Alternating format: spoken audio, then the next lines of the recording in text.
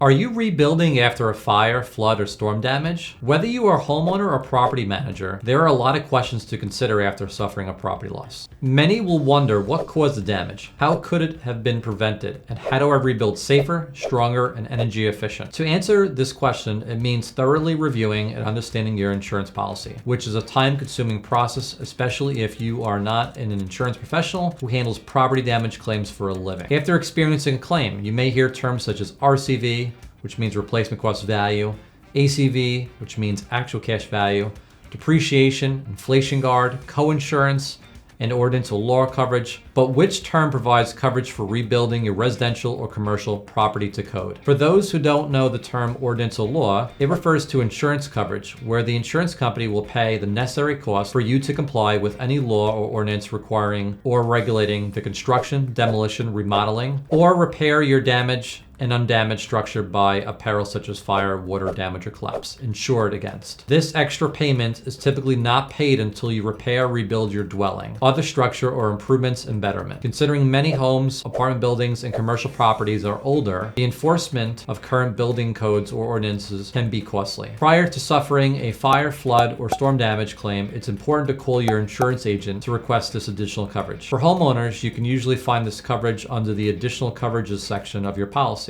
For commercial policies, ordinance or law coverage is usually broken out into 3 parts with varying limits for undamaged portion of building, demolition costs, and increased cost of construction. From experience, our team at United Public Adjusters and Appraisers has seen homeowner policies that have 10% of the limited liability that applies to coverage A, or building additions and alterations. For high value insurance policies, which comes with increased premiums, we have seen unlimited coverage for rebuilding the code. As you can dig deeper into commercial policies for larger buildings, the ordinance or law coverage can be in the millions depending on the size, type of use, age of building, and who the insurance company is. Depending on the state and local codes, property owners should consider obtaining 50% for ordinance or law coverage, as building codes are getting tougher throughout the US, especially in states like New York, Florida, and California. Typical examples of code requirements that our clients were forced to implement after a major fire or water damage include: 1. Replacement of stair handrails due to increased height requirements. 2.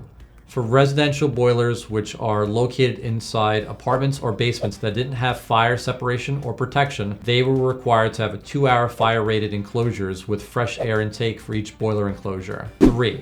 Flexible gas lines had to be replaced with black iron pipe, plus all piping to be identified by a yellow label marked gas in black letters. 4. Installation of GFI outlets or extra outlets due to limited power or safety measures for each room. 5. Hardwire smoke detectors if none existed. 6. New plumbing, venting, or replacement of piping due to size, type of existing piping to the bathrooms and kitchens. This may include installation of exhaust fans if they didn't exist, which are now required. 7. Wall ceiling insulation to be installed where none existed due to having plaster or increase the R value to comply with today's code. 8. Larger floor joists to meet current codes. 9. Self-closing fire-rated steel doors to prevent fire from entering the common hallways.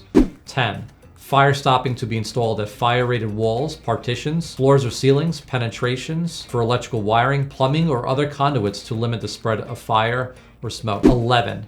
Adding a second point of egress from basement. 12. Fire egress windows. 13. Sprinkler systems. 14. ADA compliant ramps, elevators, signage, bathrooms, and more. 15. Comply with the current floodplain management regulations, which require the first floor to be raised to the structure due to damages exceeding 50% of the pre-damage structural value. As you can see by the above, handling a fire damage claim or water damage claim is a full-time job that requires an insurance professional who understands construction, insurance policy, interpretation, and knows how to present a building damage, an ordinance or law claim to your insurance company. Before meeting the insurance company on your own, please reach out to our team, as education is key when navigating a complex property damage claim. We are here to help and can be reached at 1-800-718-5677-LOSS.